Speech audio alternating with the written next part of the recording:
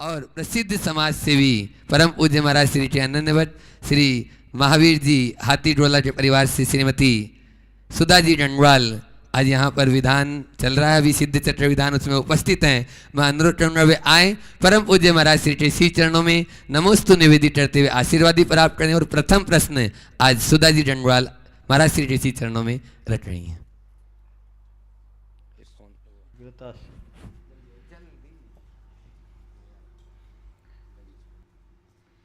नमोस्तु। सामायिक प्रत्याख्यान और प्रतिक्रमण में क्या डिफरेंस है? सामायिक प्रत्याख्यान प्रतिक्रमण, सामायिक का मतलब होता है साम्य भाव में स्थिर होना। प्रत्याख्यान का मतलब होता है भावी दोषों का परित्याग करना। और प्रतिक्रमण का मतलब होता है किए हुए दोषों का शोधन करना। कृत दोष निरायरणम परिकमनम, इसको आप ऐसे समझो कि प्रतिक्रमण का मतलब है झाड़ू लगाना, प्रत्याख्यान का मतलब है दोबारा धूल और गंदगी के प्रवेश को रोक देना, और सामायिक का मतलब है उस आनंद के कक्ष में आराम से विश्राम करना।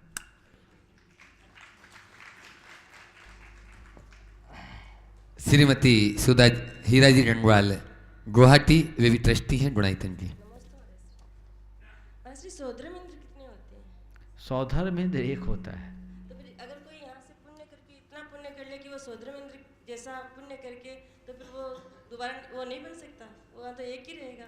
सौधर्मेंद्र, अच्छा इनको चिंता हो गई कि सौधर्मेंद्र एक ही होता है, और इतना गाढ़ा पुण्य कर ले और वो सौधर्मेंद्र जब तक सीट खाली नहीं करे तो हम कहाँ रहेंगे। अरे इतना गाढ़ा पुण्य करो कि तुम्हारे नैमित्त से वहाँ की वैकेंसी निकल जाए। समझ गए, इसलिए चिंता करने की जरूरत, बहुत दुर्लभ है। अनेक जन्मों के भाव भाने वाले जीव सौधर्मेंद्र बनते हैं, वो एक भाव अवतारी होता है। आगे, हाँ। अगले श्रीमान महेंद्र जावा। मेरा प्रश्न ये है महाराज साहब, आजकल सभी खड़े खड़े खड़े खड़े पूछो, खड़े खड़े को पूछो। सभी मंदिरों में जैसे चावल वगैरह चढ़ाते हैं महाराज साहब, थोड़ा जोर से बोलो, माइक पास लगा। सब चढ़ाते हैं महाराज साहब। हाँ। तो बहुत सारे पैरों में गिरे मिलते हैं सब जगह। हाँ। अपन लोग भी चढ़ाते हैं, बच्चे भी चढ़ाते हैं, सभी चढ़ाते हैं। महाराज साहब इसका अभिनय भी होता है, तो इसका एक तो क्या महत्व है और एक अभिनय भी होता है, दोनों चीज, इसके लिए पूछना। देखिए चावल क्यों चढ़ाते, पहले तो ये सुन लीजिए। एकमात्र धान्य ऐसा है जिसकी पुनरुत्पत्ति नहीं होती, उसमें अंकुरोत्पत्ति नहीं होती। इसके अतिरिक्त जितने भी धान्य हैं उनमें अंकुरन होता है। चावल में अंकुरन नहीं होता, इसलिए हम भगवान के चरणों में वो द्रव्य चढ़ाते हैं जो फिर से उगे नहीं, क्योंकि हम भगवान जन्म जरा मृत्यु से अतीत हैं और हम भी उसे ही चाहते हैं, इसलिए भगवान के चरणों में चावल चढ़ाते हैं। अब चढ़े हुए चावल पर पाँव पड़ना ये आपके विवेक के ऊपर निर्भर करता है। आप इतने विवेक से चढ़ाएं कि गिरे नहीं। हम इतना कहेंगे कि जिस पर पाँव पड़ जाए उसको मत चढ़ाओ, और चढ़ाने वाले पर पाँव न पड़े इसका ख्याल रखो। चलो आगे। विमल जी सोडानी, जवान नगर जयपुर, चले आए। थोड़ा जल्दी करिए, थोड़ा सा स्पीड से चलेंगे। जिसको आना राहुल तो वहाँ मैंने। उसके बाद में प्रफुल्ल कुमार जैन ग्वालियर तैयार रहे। लो माइक लेके बोलो। गुरुदेव, मेरी शंका है कि गृहीत मिथ्या से हम कैसे बचें? गृहीत मिथ्यात्व से बचने का एक ही उपाय है, सच्चे देव शास्त्र गुरु के प्रति समर्पित हो जाएं, और ये तय कर ले कि हम सच्चे देव शास्त्र गुरु के अतिरिक्त अन्य किसी की भी उपासना आराधना नहीं करेंगे। इससे पूजा उपासना संबंधित गृहीत मिथ्यात्व आपका छूट जाएगा। दूसरी बात, एकांत पोषक ग्रंथों का अध्ययन और वक्ताओं के प्रवचन को न सुने तो इतनी गंभीरता से सुने ताकि आपको पता लगे कि इसमें क्या है सही, क्या है गलत। यदि आप किसी दुर्धारणा के शिकार बन जाते हैं और एकांत को पकड़ लेते हैं किसी के उपदेश सुनकर, तो वो भी एक गृहीत मिथ्यात्व का पोषण करता है। इसलिए इन सब बातों से आप बचेंगे, जीवन में गृहीत मिथ्यात्व से बच जाएंगे। प्रफुल्ल कुमार जैन ग्वालियर, उसके बाद में क्रांति शशि सराफ यदि आ गए हो तो वे चले आएंगे। महर्षि, मेरा आपसे प्रश्न है कि पंचम काल में कौन से मुनि मोक्षगामी होंगे, और मोक्षगामी होंगे तो क्या जो केवल आत्म कल्याण करते हैं और आप ध्यान लगाते वो होंगे, अथवा फिर जो जन कल्याणकारी कार्य करते हैं और आप ध्यान भी करते हैं तो वो होंगे, अथवा दोनों ही प्रकार के? देखिए, पंचम काल में कोई मुनि मोक्षगामी नहीं होंगे, मुनि मोक्ष मार्गी होंगे। इस काल में मोक्ष नहीं है, मोक्ष मार्ग है, समझ गए? और आज इस पंचम काल के अंत तक मुनिराज मोक्ष मार्गी होंगे, इसमें किसी भी प्रकार का संशय नहीं। अब बस एक ही, बहुत लोग हैं, थोड़ा फुर्ती करिए, व्यवस्था को आगे बढ़ाइए, आज व्यवस्था आपकी। हाँ, नमस्ते महाराज। आरती में अपन छठवीं प्रतिमा भक्तलारी, इसके बारे में क्या? छठी 11 प्रतिमाधारी जो ये कहा जाता है, इसे पंच परमेष्ठी की आरती में जोड़ दिया गया, लेकिन ये पंच परमेष्ठी की आरती नहीं है। ये परमेष्ठी 5 ही है, हरण सिद्ध आचार्य उपाध्याय साधु। ये छठा कहाँ से आ गया? ये जोड़ दिया गया, वो श्रावक है। श्रावक आदर का पात्र है, आराधना का पात्र नहीं। इसलिए ध्यानत राय जी तो पंडित जी थे, सो लिख दिए, वो कवि थे, आगम में लिखा क्या? ये दिगंबरों में पंच परमेष्ठी की आरती अलग है, श्वेतांबरों में हमने पंच परमेष्ठी की आरती देखी। हम लोग जब पावापुरी में थे, वहाँ जो परमेष्ठी की आरती है, केवल 5 परमेष्ठी के सूचक 5 पद है, इसके अलावा और कुछ। हाँ हाँ हाँ हाँ हाँ, शशि जी सराफ सागर, और वे शास्त्र भेंट भी करना चाह रही। हाँ, इन्होंने प्रकाशित करा है, अपने द्रव्य से इन्होंने शास्त्र का प्रकाशन किया है, और परम पूज्य महाराज श्री चरण कमलों में आप लोग जोरदार तालियों से अनुमोदना करेंगे। शांतिनाथ पुराण, शांतिनाथ पुराण का इन्होंने प्रकाशन किया है, और प्रश्न भी रख रही हैं।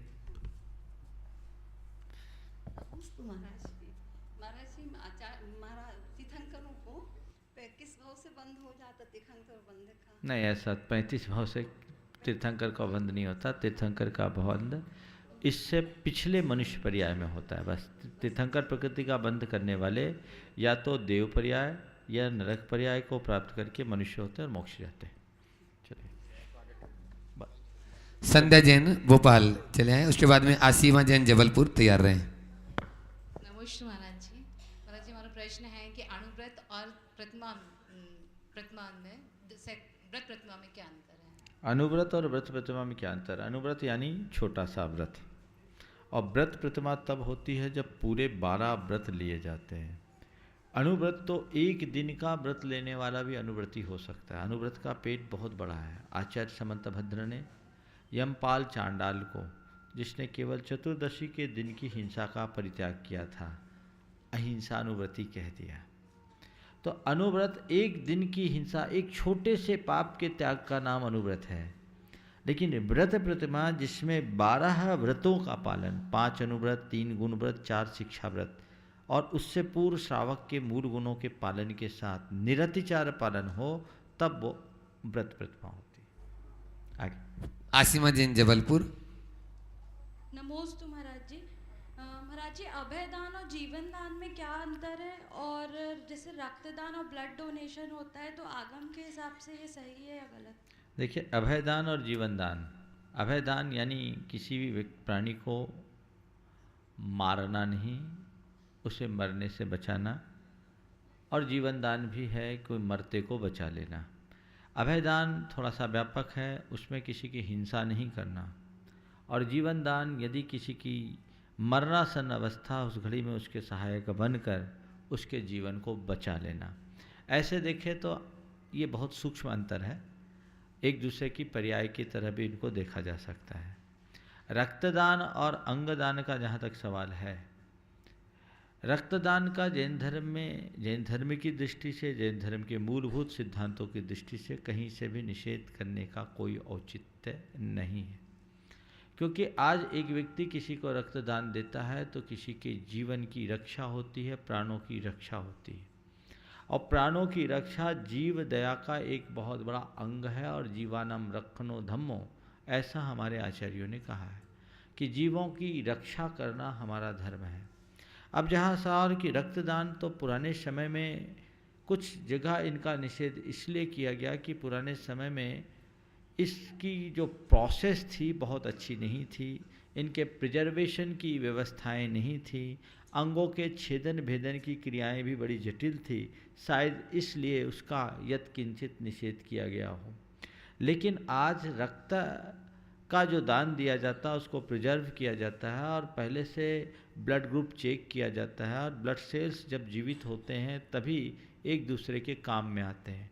तो यदि किसी को रक्तदान देना है तो इसका मतलब यही समझिए जैसे आपके शरीर की एक धमनी से दूसरी धमनी में ब्लड का सर्कुलेशन हो रहा है, वैसे ही एक शरीर से दूसरे शरीर में ट्रांसफ़र होकर वो सर्कुलेट कर रही है। उसमें कोई किसी भी प्रकार की हिंसा की किंचित भी संभावना नहीं है। इसलिए रक्तदान का निषेध करना जैन धर्म के मर्म को नहीं समझना है। इसका बड़ा व्यवहारिक प्रयोग है, लाभ है। यदि आप इसका निषेध कर दे, जो कंचित कुछ त्यागी वर्ग आजकल इसका निषेध करने लगे हैं, अगर इसका निषेध कर ले तो जैनियों की छवि बड़ी खराब होगी। जैन धर्म को लोग बड़ा विकृत धर्म कहेंगे और जैनियों को बड़ा क्रूर कहेंगे। फिर किसी जैनी को कोई रक्त देने की ज़रूरत होगी तो रक्त नहीं देगा, जबकि ऐसा है नहीं। एक व्यक्ति को बाईपास हो रही है, उसको ब्लड की आवश्यकता है, ब्लड मिलता है, उसका जीवन बचता है, या और कोई प्रॉब्लम है, तो इसको कहीं से निषेध नहीं। रहा सवाल आगम का, मैंने एक बार पहले भी कहा था, आगम भी इसका समर्थन करता है। जो लोग इन सब बातों का निषेध करते हैं, मुझे पता नहीं वो क्या समझ कर करते हैं। हमें धर्म की सही व्याख्या करनी चाहिए। शांतिनाथ भगवान के चरित्र को, आज शांतिनाथ पुराण मेरे पास आया भी है, सराब जी ने सागर से इसको प्रकाशित कराया है। तो वो शांतिनाथ भगवान के अतीत जीवन में देखे तो मेघरथ नाम के राजा के पर्याय में जब थे, संभवतः तीर्थंकर के होने से एक भाव पूर्व की पर्याय या दो भाव पूर्व की पर्याय, तो बड़े दयालु थे और उनकी दया निष्ठता की प्रशंसा स्वर्ग के इंद्र ने भी की। जब इंद्र ने कहा कि भूलोक में मेघरथ से अच्छा कोई दयालु नहीं है, तो एक देवता के मन में कुतूहल जगा कि मर्तलोक में ऐसा कौन सा मनुष्य है जिसके दया की प्रशंसा स्वर्ग का इंद्र कर रहा है, चलकर देखना चाहिए। और वो वहाँ से रूप बदल कर आया। मेघरथ राजा के पास एक घबराया हुआ कबूतर आया और कहा, त्राही माम मुझे बचाएं। उन्होंने कबूतर को अपने पास रख लिया। उसके पीछे एक बाज उड़ता हुआ आया।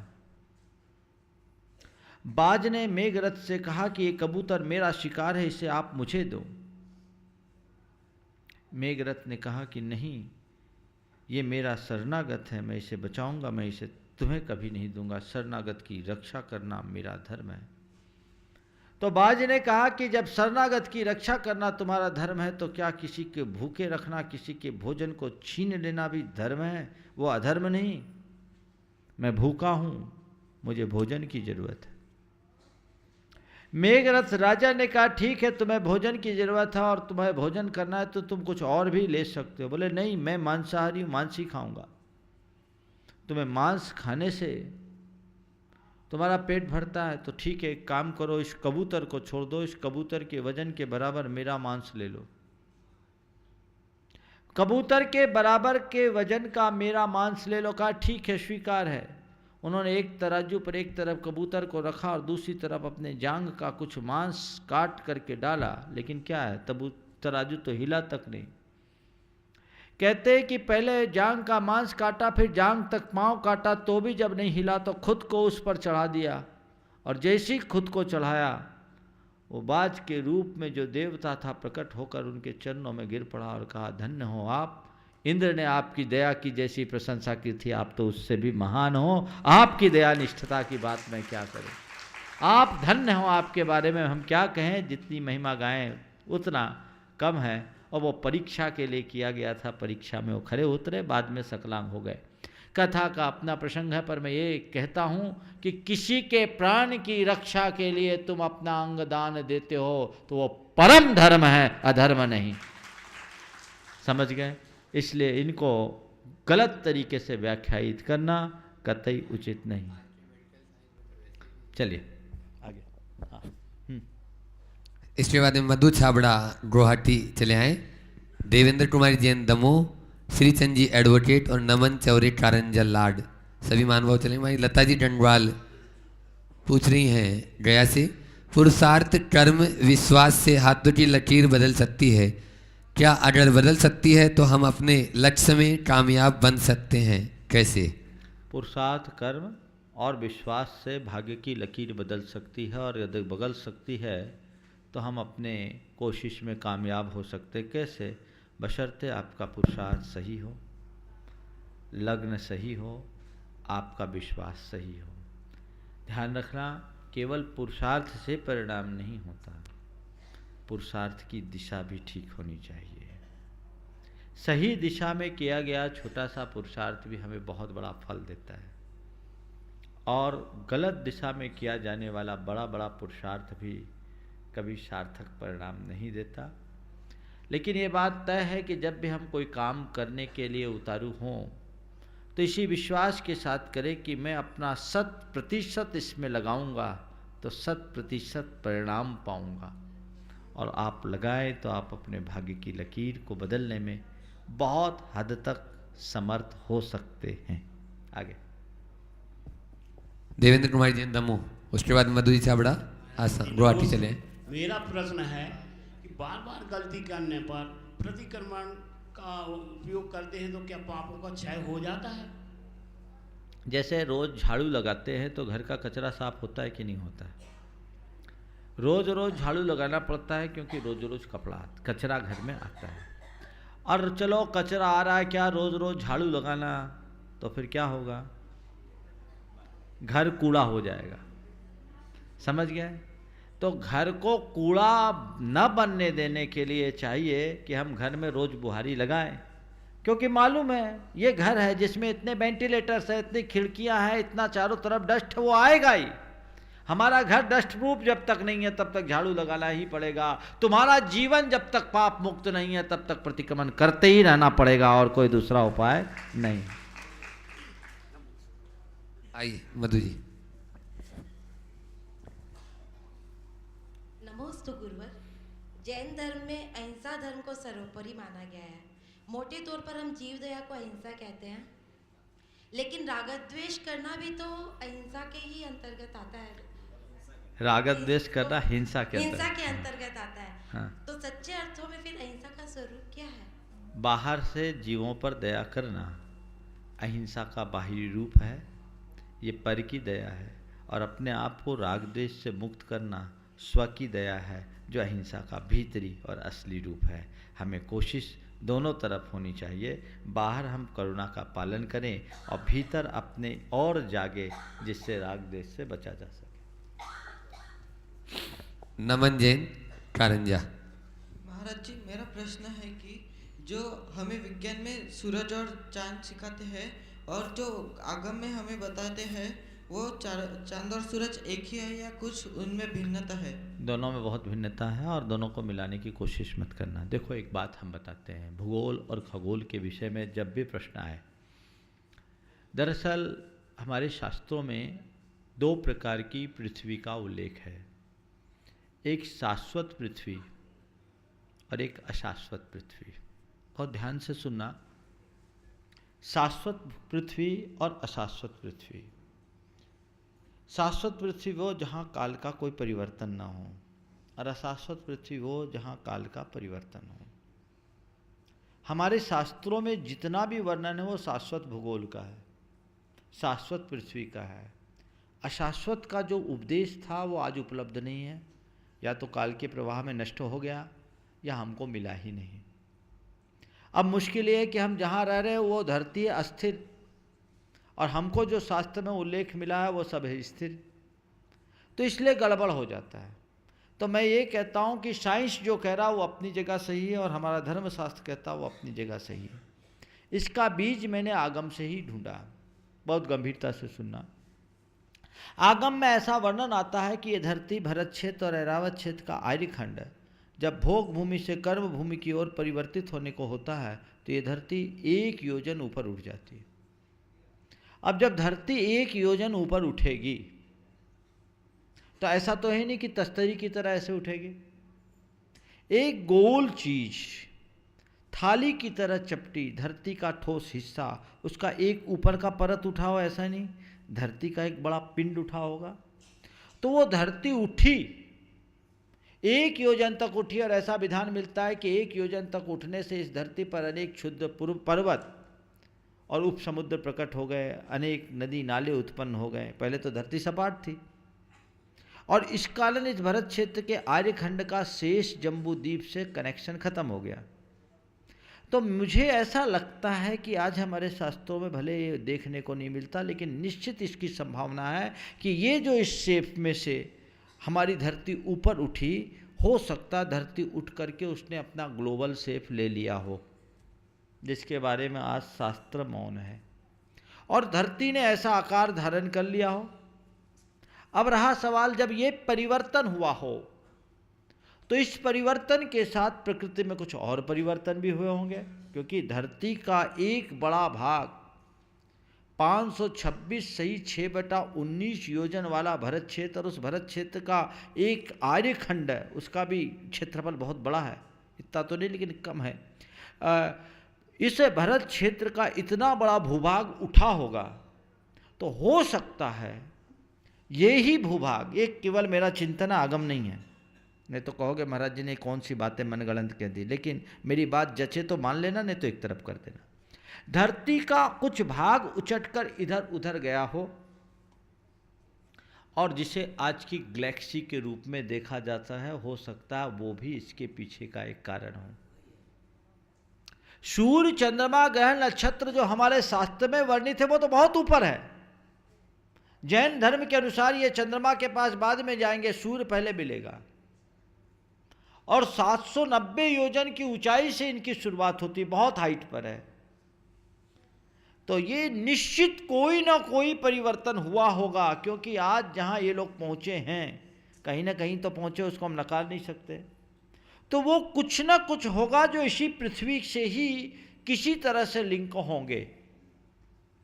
आज हमारे शास्त्र उपलब्ध नहीं है, इसलिए हम इनके बारे में बोल नहीं सकते हैं। मैं तो तुमसे इतना ही कहना चाहता हूँ, पृथ्वी गोल हो या चपटी, हमको गोल नहीं होना है, समझ गए? और हमें अपने जीवन के गोल को ध्यान में रखना है, समझ गए? एक बार ऐसा हुआ, इंडिया पाकिस्तान के बीच में मैच हो रहा था, इंडिया और पाकिस्तान के बीच में मैच हो रहा था। 2 लोग आपस में बात कर रहे थे कि इसमें कौन जीतेगा, इंडिया जीतेगा कि पाकिस्तान, अगर पाकिस्तान जीत जाएगा तो बड़ा बुरा होगा। तीसरे ने कहा भैया काहे उलझ, तो इंडिया जीते चाहे पाकिस्तान, अपन तो भारत में रहते हैं। समझ गए? तो बस यही समझो, धरती गोल हो चपटी, सूरज धरती का चक्कर लगाए या धरती सूरज का चक्कर लगाए, हमको दुनिया के चक्कर में नहीं आना है, हमें अपनी आत्मा में डूबना है। हमारे आचार्यों का मूल प्रतिपाद्य जो उन्होंने बताया, उनका मूल प्रयोजन आत्मा की शुद्धि का था, बाहर का नहीं। उस तत्व ज्ञान में कोई फेर नहीं है, उसे प्राप्त करेंगे निश्चित कल्याण। श्रीचंद जी एडवोकेट साहब। नमस्ते। अगुरु लघुत्व गुण का कारण क्या है? अगुरु लघुत्व गुण का कारण क्या अगुरु लघुत्व गुण सभी द्रव्यों की शुद्ध एवं अशुद्ध दशा दोनों में पाया जाता है? देखिए, अगुरु लघु गुण, अगुरु लघुत्व और अगुरु लघु कर्म, आपने पूछा तो तीनों बता देता हूँ। अगुरु लघु नाम कर्म एक नाम कर्म की प्रकृति है, जिसके कारण आपका शरीर न तो इतना भारी होता है कि आप बैठे तो उठ ना पाएँ, और न इतना हल्का होता है कि अर्कतूल की तरह आकाश में उड़ते रहें। वो अपने शरीर के आयतन को बनाए रखता है, चाहे जब उठ सके चाहे जब बैठ सके। ये अगुरु लघु नाम कर्म है। और है अगुरु लघुत्व, ये सिद्धों को होता है। गोत्र कर्म के कारण कभी हम उच्च कुल में जन्म लेते हैं, गुरु हो जाते हैं, कभी नीच कुल में जन्म लेते हैं, लघु हो जाते हैं। जिन्होंने गोत्र कर्म का विनाश कर दिया वो न कभी गुरु होंगे न लघु होंगे। ये अगुरु लघुत्व है जो गोत्र कर्म के अभाव में होता है। और अगुरु लघु गुण सभी द्रव्यों में पाया जाता है, और उसके कारण हर द्रव्य की द्रव्यता कायम रहती है। एक द्रव्य दूसरे द्रव्य रूप नहीं होता, एक द्रव्य के गुण बिखर कर जुदे जुदे नहीं होते, एक पर्याय दूसरी पर्याय के बीच में शामिल नहीं होती। ये एक विशेष गुण है जो हर द्रव्य में पाया जाता है और इसे केवल आगम के प्रमाण से ही जाना जा सकता है। वैभव जैन सागर और सुलतना देवी झांझरी धुबरी आसाम तैयार रहे। एक प्रश्न है, हमारे नाम नहीं पुकार रहे उनका। मैं एक वर्किंग लेडीज हूँ, मैं पूरे समय सलवार सूट पहनती हूँ, पर मैं मंदिर सूट पहनकर जाती थी तो समाज के लोग ऑब्जेक्शन करते थे। समय अभाव के कारण साड़ी नहीं पहन पाती हूँ। इस समस्या के कारण मैं मंदिर भी नहीं जा पा रही हूँ, कृपया आप ही मार्गदर्शन दें। देखिए, सलवार सूट पहनने वाले को मंदिर में न जाने देना, ये तो मेरे कोई गले नहीं उतरता। ये एक परिधान है। सिर ढक करके मंदिर जाओ, अपनी मर्यादाओं को बना करके जाओ।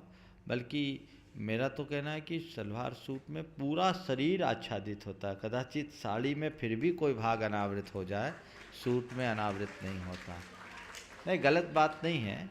और ये परिधान है और ये हमारा भारतीय परिधान है, इसमें कुछ हाँ। लेकिन एक बात बोलता हूँ, मुझसे एक लड़की मिली, अनु जैन, अमेरिका में रहती है। वो उस समय पॉलिटिकल साइंस में वहाँ से एमए कर रही थी। बहुत प्रतिभा संपन्न लड़की। मैंने उस लड़की से ऐसे एक दिन पूछा कि वहाँ आप कैसा महसूस करती हो? बोले महाराज हम लोग वहाँ विशुद्ध भारतीय हो गए। हमने कहा वहाँ के यंग जनरेशन का क्या विचार है? बोले महाराज यहाँ से अच्छा। मुझे बड़ा आश्चर्य हुआ। बोले क्या? बोले महाराज जी वहाँ हमें भारतीय होने का सही एहसास हुआ है कि भारतीय संस्कृति की क्या महत्ता है। महाराज जी आज भी बड़ों को आदर देना, उनके पाँव छूना हम लोगों के संस्कार में है। और हम भले 15 दिन या 1 माह में मंदिर जाएंगे, जब भी मंदिर जाएंगे साड़ी पहन कर ही जाएंगे, सिर पर पल्ला रख कर के ही जाएंगे, क्योंकि उसमें हम लोगों को अपने भारतीय पने का एहसास होता है। पर चूँकि किसी की ऐसी स्थिति है, सूट भी पहनते हैं, तो ऐसा नहीं कि सूट वर्ज्य कर दिया जाए। सिर ढक करके अपने अंगों को आच्छादित करके इस तरह के वस्त्र पहनना चाहिए जिससे आपके अंगोपांग दिखे नहीं। बस इतना ध्यान में रखें तो कोई भी वस्त्र पहनने का निषेध नहीं। ऐसा कोई नहीं है तो उससे क्या डर है? चलो। नमस्ते महाराज जी। महाराज जी मेरा प्रश्न है कि भूत होते हैं क्या? यदि होते हैं तो उनसे क्या डरना चाहिए हमें? बिल्कुल अच्छा प्रश्न किया। भूत होता है, और मालूम कहाँ होता है वो? भूत होता है, ध्यान से सुनो, भूत होता है और पता है कहाँ रहता है? आदमी के मन में। समझ गए? मन का भूत सबसे बड़ा भूत होता है। और दुनिया के भूत प्रेत उन्हें ही सताते हैं जिनका मन दुर्बल होता है। आगम यद्यपि भूत प्रेत आदि का उल्लेख आता है, उनका निषेध नहीं है, लेकिन यह सब कमज़ोर मनोबल से जुड़े लोगों के लिए ही सताता है। मेरे सामने इससे संबंधित जितने भी प्रसंग आए हैं, प्रायः सब के सब मानसिक विकृति के परिणाम के रूप में दिखे हैं। इसलिए मेरा तो इन पर राय रत्ती विश्वास नहीं है। मैं उदाहरण आपको दूं, मैं एक स्थान पर था, वहाँ पंचकल्याणक हुआ। नामोल्लेख कर दूं, ये बहन जी बैठी है, पिंडरई की बात है। पिंडरई में पंचकल्याणक हुआ। पंचकल्याणक प्रतिष्ठा बहुत सानंद तरीके से संपन्न। वहाँ पर कार्यक्रम में जो पंचकल्याणक का चबूतरा बना था, उस पर कुछ पत्थर वगैरह लगे थे, माल ढुलाया गया था। उसका कुछ पेमेंट इनके भाई की बाकी थी। कमेटी से उनको पेमेंट लेना था। पेमेंट थोड़ा डिले किया तो उनने जाकर के वहाँ से कुछ पत्थर उठा लिया और उसी दिन से एबनॉर्मल हो गया। उल्टा पुल्टा बकना शुरू कर दिया। घर के लोग ने सोचा कि कुछ इनको ऊपरी चक्कर लग गया, गांव के लोग लगे और वहाँ के जो तांत्रिक वगैरह थे उनको दिखाया, झाड़ फूक हुआ, कोई असर नहीं हुआ। मैं उन दिनों सहपरा भिटौनी में था। ये लोग समाज के कुछ लोगों के साथ मेरे पास आए। मेरे पास आके बैठा, पप्पी नाम था उसका, अभी भी है। तो वो आकर के मेरे पास बैठा अकेले में, मैंने सबको अलग किया, बोले महाराज आदिनाथ सिद्ध हो गए हैं, डायरेक्ट बात होता है हमारी, हम समझ गए। मैंने मनोविज्ञान पढ़ा है, अब मैंने जाना है कि मनोकायिक रोग होता है जिसमें व्यक्ति अपने आप को एक्स्ट्रा इस तरह से जोड़ देता है। इसका एक बहुत अच्छा नाम भी दिया, वो बीमारी का मैं नाम भूल रहा हूँ। मैंने उनको, उनके परिवार के लोगों को समझाया, उसको तो समझाने की स्थिति थी नहीं, मुझे देख के ही समझ में आया कोई भूत नहीं है, ये मानसिक बीमारी है। गर्मी का समय था, ठीक ढंग से सोया नहीं था, गर्मी बढ़ गई थी, दिमाग में वो बात चढ़ गई थी, टेंशन भी थोड़ा था। मैंने कहा कि इनको आप डॉक्टर को दिखाओ और जो पत्थर वहाँ से उठा लिया वो पत्थर को जहाँ के तहाँ लगाओ, शांति विधान एक बार कर लो और किसी अच्छे साइकिट्रिक से अपना ट्रीटमेंट लो। जबलपुर में डॉक्टर प्रदीप जुहेल थे, एक जबलपुर में डॉक्टर उस दिनों, उन्होंने उनको दिखाया, ये सन 1996 की बात है। डॉक्टर जुहेल को दिखाया, 15 दिन में आराम हो गया, आज आदमी 100% फिट है। मेरे पास आ गया तो ठीक हो गया, नहीं तो पता नहीं किनके किनके चक्कर में जाता और कितने भूत उतरते रहते। इसलिए इन भूत ऊत के चक्कर में मत पड़ो, समझ गए? चलो। सुलोचना देवी झांझरी, दुबड़ी, आसाम। 5 विवाह जैन धर्म में शास्त्र में मना करते हैं, क्या यह सही है? मैंने पढ़ा है विधवा विवाह, तलाक विवाह, अंतरजातीय विवाह, कोर्ट में विवाह और विजातीय विवाह। देखिए, विवाह की जो हमारे यहाँ व्यवस्था है, आगम में स्त्रियों के पुनर्विवाह का तो सर्वथा निषेध है, चाहे विधवा विवाह हो या परित्यक्ता विवाह, ये नहीं होना चाहिए। और अगर किसी के साथ ऐसी स्थिति बनी है तो उसे संयम का रास्ता अपनाना चाहिए। धर्म सम्मत मार्ग तो यही है। गंधर्व विवाह, कोर्ट मैरिज और 5वां कौन सा पूछा आपने? अंतरजातीय विवाह। आगम में विवाह के अनेक भेद बताएं, उसमें धर्म विवाह को सर्वसम्मत बताया, 7-8 प्रकार के विवाह के भेद बताया, अभी मुझे स्मरण में नहीं आ रहा है। लेकिन ये गंधर्व विवाह आदि जितने भी विवाह है, ये विवाह अच्छी प्रशंसनीय नहीं माने जाते, जिसमें माँ बाप की सम्मति नहीं हो, चुपचाप आपस में करें, तो ये आसुरी विवाह की श्रेणी में आते हैं। तो ऐसी विवाह को धर्म सम्मत नहीं माना गया है। अंतरजातीय विवाह का जहाँ तक सवाल है, अंतरजातीय में भी 2 है, जैसे जितने जैन हैं उन जैन में जितनी उपजातियाँ हैं, इनको भी कुछ लोग अंतरजातीय विवाह मानते हैं। शास्त्र की दृष्टि से इसका कहीं निषेध नहीं है। शास्त्र में ऐसा लिखा है कि शुद्रा शुद्रेण वोढव्या, आदि पुराण को अगर आप पढ़ें तो वहाँ वर्ण व्यवस्था की बात करते हुए लिखा कि ब्राह्मण, क्षत्रिय, वैश्य और शूद्र तीनों की कन्या ले सकता है। ब्राह्मण की, क्षत्रिय की, वैश्य की और शूद्र की देगा ब्राह्मण को ही। क्षत्रिय, वैश्य और शूद्र तीनों की कन्या देगा तो क्षत्रिय और ब्राह्मण को। ब्राह्मण, वैश्य अगर लेगा तो वैश्य और शूद्र की कन्या ले सकता है, देगा तो ब्राह्मण, क्षत्रिय और वैश्य को, और शूद्र की ही कन्या लेगा, दे किसी को सकता है। ये हमारे आदि पुराण का उल्लेख है। भरत चक्रवर्ती अपनी 32,000 रानियों से विवाह किया, वो सब म्लेच्छ खंडी थे। जाति की जहाँ तक बात है, ये जितनी भी जातियाँ आज की है, ये कोई भी जाति शाश्वत नहीं है। पुराणों में लिखा है कि एकमात्र मनुष्य जाति ही जाति है, ऐसी कोई जाति नहीं। और हम किस जाति की बात करें, किसकी जाति शाश्वत है? आप खंडेलवाल जाति के इतिहास को पलट कर देखें, क्या ये सब एक खून के कभी रहे हैं? जितने भी खंडेलवाल हैं, क्या अनादि से खंडेलवाल थे?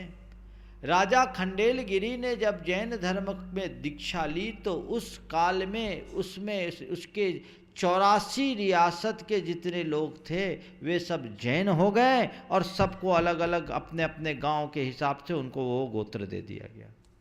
कहाँ जाति? अग्रोहा से अग्रवाल उत्पन्न हुए, खंडेला से खंडेलवाल उत्पन्न हुए, आपके परमार जो है वो इधर से गुजरात से आए और आज गोलापुरब और गोला ला रहे हैं, गोलागढ़ से हुए, ये अलग अलग क्षेत्रों से उत्पन्न हुए समाज हैं। बहुत सारी समाज है। जातियों की बात करूं, 2 भाइयों में बंटवारा हुआ, एक को खारा कुआं मिला, एक को मीठा कुआं हुआ, 2 जाति बन गई, खरौवा और मिठौवा। अभी ग्वालियर, भिंड, मुरैना आसपास में खरौवा समाज के लोग मिलते हैं, मिठौवा के तो बहुत थोड़े बच्चे हैं। तो ये खरौवा और मिठौवा कौन जातियां हैं? ये सब जातियों की दीवारें ढहाने का वक्त आ गया है। समाज से इसको बहुत नुकसान हुआ है और इसी जातिवाद का दुष्परिणाम क्या आया? बहुत सारे जैनी भाई अजैन हो गए। मैंने अकेले कोलकाता में देखा कि 2000 से ज़्यादा अग्रवाल जैन बंधु, उनमें वे भी जिन्होंने बेलगछिया जैसे विशाल मंदिर का निर्माण करा, एक व्यक्ति ने, हुलासी राम सेठ ने, इतनी बड़ी चीज अकेले ने बनाया इतने बड़े महानगर में। उस घर में आज नमोकार मंत्र बोलने वाला नहीं। क्यों? अग्रवाल का जैन से संबंध नहीं होगा, खंडेलवाल से संबंध नहीं होगा।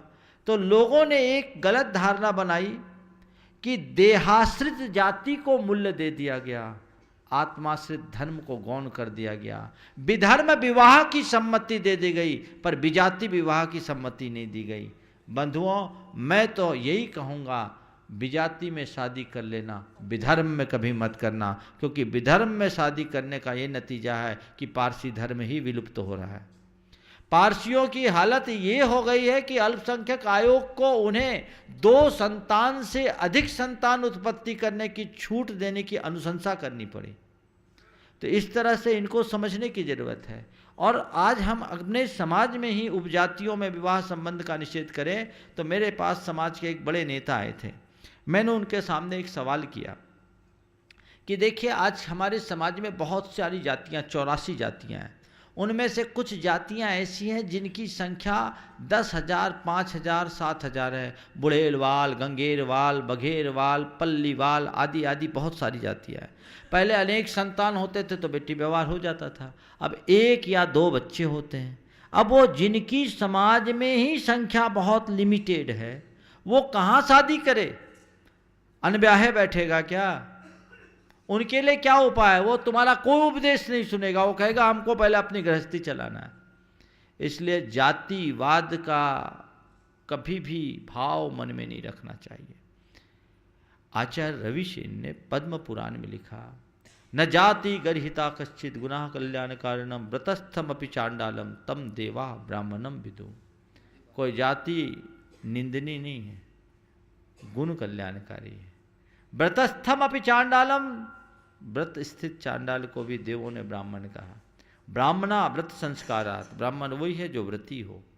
तो ये सब चीज़ें हमारे यहाँ थी, वर्ण व्यवस्था की व्यवस्था थी, उसको लोगों ने बदल करके पलट दिया, मामला गड़बड़ हो गया। इस विषय में जिनको विशेष रूप से जानना और देखना है, वो पंडित फूलचंद सिद्धांत शास्त्री की एक कृति भारतीय ज्ञानपीठ से प्रकाशित वर्ण, जाति और धर्म, बहुत पठनीय और मननीय कृति है, एक बार जरूर पढ़ना चाहिए। और नीता आज मेरे पुणे से पूछ रही हैं, हम धर्म घर में शास्त्री जी रख सकते हैं क्या? घर में शास्त्र नहीं रखोगे तो क्या शस्त्र रखोगे? रखना चाहिए, इसमें कोई बुराई नहीं। आमोद चौरे कारंजा लाड यहाँ पे हैं उपस्थित, चले आएंगे। हालांकि ये हो गया है। शनि राहु केतु के प्रभाव से कैसे बचें? इसके बारे में मैंने कई बार बोला है, आज इसके लिए अवकाश नहीं, फिर कभी डिटेल में बोलूँगा। आज इतना ही रखो, 6:50 हो गए।